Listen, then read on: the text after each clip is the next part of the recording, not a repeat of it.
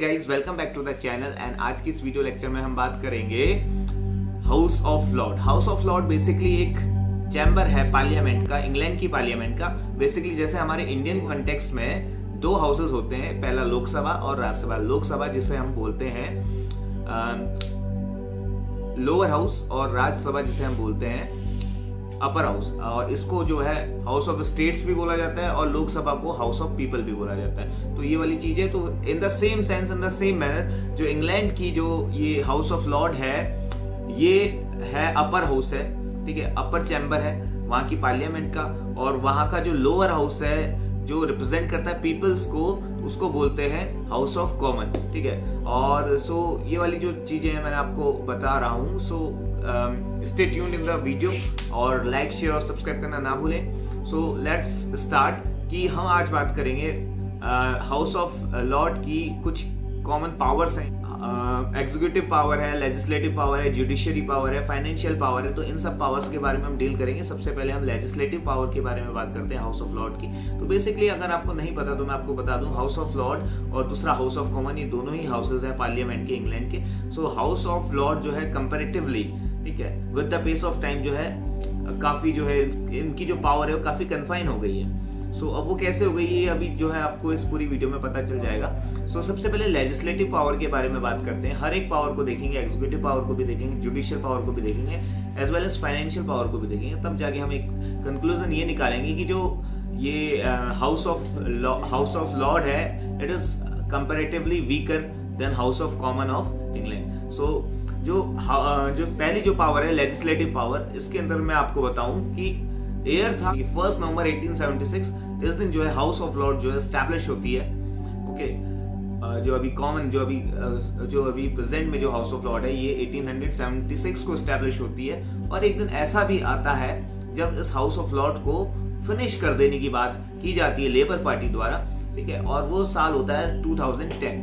आज दिन है 7 मई, यानी कि आज से एक दिन पहले, यानी कि कल की बात है, 6 मई 2010 को जो है लेबर पार्टी द्वारा एक इनिशिएटिव निकाला जाता है कि अब ये जो हाउस ऑफ लॉर्ड है ये कुछ काम की तो रह नहीं गई है, इसके पास बहुत सारी जो पावर है वो भी कुछ काम की है नहीं, तो इसको क्यों ना हम फिनिश कर देंगे, क्योंकि ये बर्डन बनी हुई है ना, मतलब हमारे फंड पे जो है बर्डन बनी हुई है, तो क्यों ना इसको फिनिश कर देते हैं। लेकिन अल्टीमेटली होता क्या है, हाउस ऑफ लॉर्ड को जो है फिनिश नहीं किया जाता है। हाउस ऑफ लॉर्ड जो है वो बनी रहती है, और वो इसलिए क्योंकि जो लेबर पार्टी है उस समय इलेक्शन पे नहीं जीतती। अगर वो जीत जाती तो अभी इंग्लैंड जो है यूनिकैमरल लेजिस्लेचर हो जाता, बाइकैमरल लेजिस्लेचर रहता ही नहीं। तो मैंने आपको इसकी इनिशिएटिव डेट बता दी कि कभी एस्टैब्लिश हुई और कभी एंड होने वाली थी, लेकिन होते होते रह गई।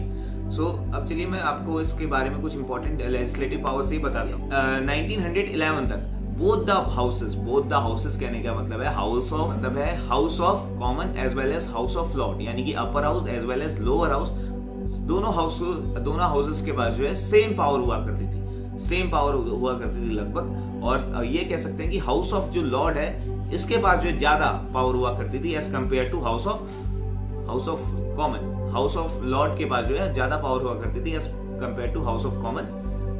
But with the respect of time, as already I told you, कि समय के साथ साथ with the pace of time जो इनकी पावर है वो कटेल होती गई और इस हद तक होती गई कि एक समय वो भी आया जब ऐसा जो है अनुमान लगाया जाने लगा कि अब जो है इस हाउस की कोई जरूरत नहीं है, इसको फिनिश कर देना चाहिए। तो ये वाली चीज जो है आप नोट कीजिए। अब देखिए बात आती है कि अब कोई भी जो है हम हाउस में जो बिल इंट्रोड्यूस करते हैं, एक होता है ऑर्डिनरी बिल और एक होता है मनी बिल। यानी कि ऑर्डिनरी बिल यानी कि कोई सिंपल बिल। तो ऑर्डिनरी बिल जो है हमेशा जो है दोनों हाउसेस में, एदर ऑफ द हाउस में इंट्रोड्यूस हो सकता है, इंडिया के कंटेक्स्ट में भी और इंग्लैंड के कंटेक्स्ट में भी। ओके, लेकिन अगर हम बात करेंगे किसी फाइनेंशियल बिल की, तो फाइनेंशियल बिल जो है हमेशा कहां पे इंट्रोड्यूस होगा, ये इंट्रोड्यूस होगा लोअर हाउस में, that is house of common in England. And अगर हम इंडिया की बात करें तो हाउस ऑफ यानी कि लोकसभा, यानी कि हाउस ऑफ पीपल, ठीक है। तो अगर हम दोनों कंटेक्स्ट से देखें तो हाउस ऑफ पीपल जो ज्यादा पावरफुल है, ठीक है, लेजिस्लेटिव के मामले में, क्योंकि फाइनेंशियल बिल जो है जो काफी इंपॉर्टेंट बिल होता है ये यहीं पे इनिशिएट किया जाता है।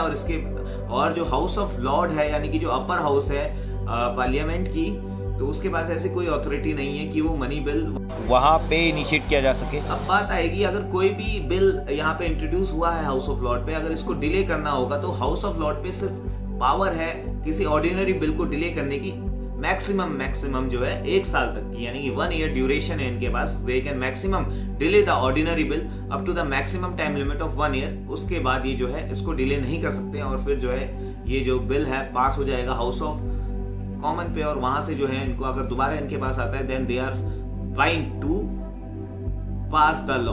और अगर ये नहीं भी करते हैं तो ये जो ऑर्डिनरी बिल जो है एक्ट बन जाएगा, कानून बन जाएगा। तो यानी कि ऑर्डिनरी बिल के केस में जो है टाइम ड्यूरेशन 1 साल का है मैक्सिमम। और वहीं पे अगर फाइनेंशियल बिल की बात करें तो देखिए ऐसा होता है, कोई भी बिल जो है एक्ट तब बनता है, कानून तब बनता है जब वो दोनों हाउसेस से पास होके जाता है और प्रेसिडेंट या फिर वहां का जो मोनार्क हेड है यानी कि जो क्राउन हेड है उसके पास जाता है उसकी कंसेंट के लिए, तब जाके उससे पास होके वो एक एक्ट बन जाता है, एक कानून, एक लॉ बन जाता है। लेकिन अगर कोई फाइनेंशियल बिल की बात होगी तो उसमें जो है इनके पास मैक्सिमम 30 डेज का टाइम पीरियड है। ये 30 डेज तक जो है किसी भी बिल को रोक सकते हैं, जो कि फाइनेंशियल बिल होगा उसको सिर्फ 30 डेज तक जो है ये डिले कर सकते हैं, उसके बाद ये नहीं कर सकते। ये है कंपैरिजन एक मनी बिल और एक ऑर्डिनरी बिल में। ऑर्डिनरी बिल में इनके पास जो डिलेइंग पावर है वो 1 साल की है मैक्सिमम, और in comparison of money bill इनके पास जो है मैक्सिमम डिलेइंग पावर है 1 महीने की, यानी कि 30 days.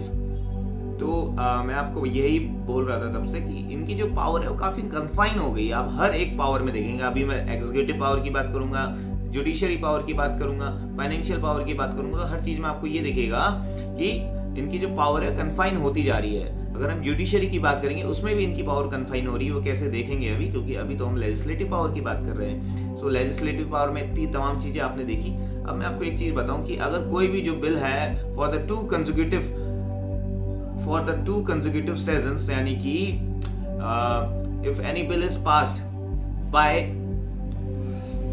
the lower house, that is house of common, for the 2 consecutive sessions, so ये जो है 2 बार पास होने के बाद अगर हाउस ऑफ लॉर्ड में जाती है और वहां से जो है ये बिल पास नहीं किया जाता, वहां से ये लोग अगर हाउस ऑफ लॉर्ड वाले इसको रिजेक्ट कर देते हैं तो ये जो है बिल सीधा प्रेसिडेंट यानी कि मोनार्क के पास चला जाएगा, जो हेड ऑफ द स्टेट है उसके पास चला जाएगा, एंड उसकी प्रायर कंसेंट के बाद जो है ये एज अ एक्ट बन जाएगा, ये जो बिल है तब्दील हो जाएगा एक्ट में। तो ये चीज आपने देखी कि यहाँ पे भी जो आपको दिख रहा है कि हाउस ऑफ लॉर्ड जो है इनकी पावर कन्फाइन हो जाती है, क्योंकि इनकी जो अथॉरिटी है उतनी ज्यादा नहीं है, ठीक है। सो ये चीज आपने देखी कि legislative power of House of Lords. अब हम देखेंगे executive power of House of Lord. देखिए होता क्या है कि अगर हम कभी भी किसी गवर्नमेंट जो है हम अगर किस मतलब कॉन्स्टिट्यूशन प्रोविजन के अकॉर्डिंग काम नहीं कर रही होती है, तो जो अपोजिट पार्टी होती है, अपोजिशन पार्टी, वो क्या करती है, पार्लियामेंट में, संसद में bill of low confidence motion LCM, low confidence motion लेके आती है, जिसके तहत जो है पूरी की पूरी जो है गवर्नमेंट जो है चेंज हो जाती है, गवर्नमेंट तब्दील हो जाती है। अभी जो हाल में ही आपने देखा पाकिस्तान की पार्लियामेंट ने इमरान खान की सरकार को गिरा दिया, वो लो कॉन्फिडेंस मोशन से ही किया। एक बार जो है इमरान खान अपनी सरकार को बचाने में कामयाब हो गए थे, लेकिन जो सेकंड टाइम उनका लो कॉन्फिडेंस मोशन चला उसमें जो है उनके पास जो मैक्सिमम नंबर ऑफ जो डेलीगेट्स थे उन्होंने उनका साथ नहीं दिया। जो मैक्सिमम नंबर ऑफ डेलीगेट्स थे वो जो अपोजिट पार्टी थी उनके साथ दिया और जो है दूसरा प्रधानमंत्री बन गया। तो इस तरीके से आपने देखा कि गवर्नमेंट भी चेंज हो जाती है लो कॉन्फिडेंस मोशन से। लेकिन ये लो कॉन्फिडेंस मोशन जो है, अगर इंग्लैंड के कंटेक्स्ट में बात करेंगे तो ये जो लो कॉन्फिडेंस मोशन की जो पावर है ये सिर्फ हाउस ऑफ कॉमन के पास है, हाउस ऑफ लॉर्ड के पास ऐसी कोई पावर है ही नहीं। तो यहाँ पे भी हम देखेंगे कि हाउस ऑफ लॉर्ड की जो है पावर फिर से कन्फाइन हो रही है। ये जो सिर्फ एग्जीक्यूटिव पावर ये कर सकते हैं कि ये किसी भी पॉलिसी को जो है क्रिटिसाइज कर सकते हैं, आलोचना कर सकते हैं किसी भी पॉलिसी की, ठीक है, उससे ज्यादा कुछ नहीं कर सकते हाउस ऑफ लॉर्ड। और इसके बाद ये क्या कर सकते हैं, ये एक जो है मोशन पास करते हैं जिसको हम बोलते हैं कॉल अटेंशन मोशन। इस कॉल अटेंशन मोशन का मतलब ये होता है कि कोई भी अगर पब्लिक पॉलिसी की बात चल रही है, पब्लिक वेलफेयर के लिए अगर कोई बात चल रही है, तो उसमें जो है ये लोग क्वेश्चन रेज कर सकते हैं। ये लोग जो करंट जो गवर्नमेंट है उससे सवाल जवाब कर सकते हैं कि ऐसा क्यों चल रहा है। तो ये चीज जो है होती है कॉल अटेंशन मोशन। तो ये चीज आपने देखी कि एग्जीक्यूटिव पावर्स भी इनके पास ज्यादा कुछ खास है नहीं, सो इसलिए हम देखेंगे कि again their powers are confined in terms of executive power, in terms of legislative power हमने देखा ही कि देयर पावर्स आर कन्फाइंड। अब हम देखते हैं कि जुडिशियरी पावर इनके पास कौन कौन सी है और क्या किस हद तक ये कन्फाइंड है। तो तारीख है 1 अक्टूबर 2009। इससे पहले की, इस तारीख से पहले 1 अक्टूबर 2009 से पहले जो हाउस ऑफ लॉर्ड है यही जो है एक्ट क्या करते थे एक कोर्ट की तरह, यानी कि सारे जुडिशियल फंक्शन जो है यही निभाते थे। लेकिन 2009, 1 अक्टूबर 2009 के बाद जो है there established a supreme court बन गया और जिसके तहत जो सारी जुडिशियल पावर जो है कहां पे ट्रांसफर हो गई, सुप्रीम कोर्ट पे ट्रांसफर हो गई। तो अगेन हम देखेंगे इनकी जो है जुडिशियल पावर भी यहाँ पे कन्फाइन हो जाती है। Prior to 2009, House of Lords were acting as the highest judicial authority in the land, but after 2009, their power has been transferred to the Honorable Supreme Court. इनके पास एक जुडिशियल पावर ये है कि they can punish the person who violates the law. इनके पास एक privilege ये है कि they can punish the person who violates the privileges of the house. ठीक है, तो एक जो है इनके पास ये जुडिशियल पावर हो गई। और दूसरी इंपॉर्टेंट जुडिशियल पावर इनके पास ये है जो हाउस ऑफ कॉमन के पास नहीं है, और वो ये है इनकी इन्वेस्टिगेशन पावर। यानी कि अगर हाउस ऑफ कॉमन द्वारा किसी भी ऑफिसर को, जैसे कोई जज है या फिर किसी भी मिनिस्टर को निलंबित किया जाता है, सो उस कंटेक्स्ट में इनके पास इतनी पावर है कि इसको जो है री एग्जामिन कर सके, इन्वेस्टिगेट कर सके उस मामले में। तो ये जो है पावर सिर्फ और सिर्फ हाउस ऑफ लॉर्ड के पास है, हाउस ऑफ कॉमन के पास ऐसी कोई पावर नहीं है एग्जामिनिंग पावर। सो हम कहेंगे कि this examining power holds only with the house of Lord, not with the house of common. अब जो है हमने लेजिस्लेटिव पावर देख ली, हमने एग्जीक्यूटिव पावर देख ली, हमने जुडिशियल पावर देख ली। अब हम देख लेंगे फाइनेंशियल पावर। तो जैसे कि मैंने ऑलरेडी आपको बता दिया कि मनी बिल जो है फाइनेंस से रिलेटेड है, मनी बिल। सो मनी बिल जो है इंट्रोड्यूस होती नहीं हाउस ऑफ लॉर्ड में, it is introduced only in house of common, जो कि एक लोअर हाउस है और यानी कि हाउस ऑफ पीपल है। सो इस कंटेक्स्ट में भी हाउस मनी बिल के कंटेक्स्ट में आपको बता दूं कि इनके पास जो होल्डिंग अथॉरिटी रहती है, जैसे कि मैंने आपको पहले भी बताया है कि ये जो है सिर्फ और सिर्फ 30 दिन तक रहती है, यानी कि maximum they can delay the money bill up to the maximum time period of 30 days. So हम ये भी कह सकते हैं कि money bill is not introduced in the house of lord, okay, it is introduced only in house of common. And second thing that is important कि in case of money bill the maximum delaying power the house of lord have is maximum 30 days, and in ordinary bill I already told you कि they have the maximum delaying power of 1 year. okay, तो ये जो चीज है ये मैं पहले भी मेंशन किया आपको।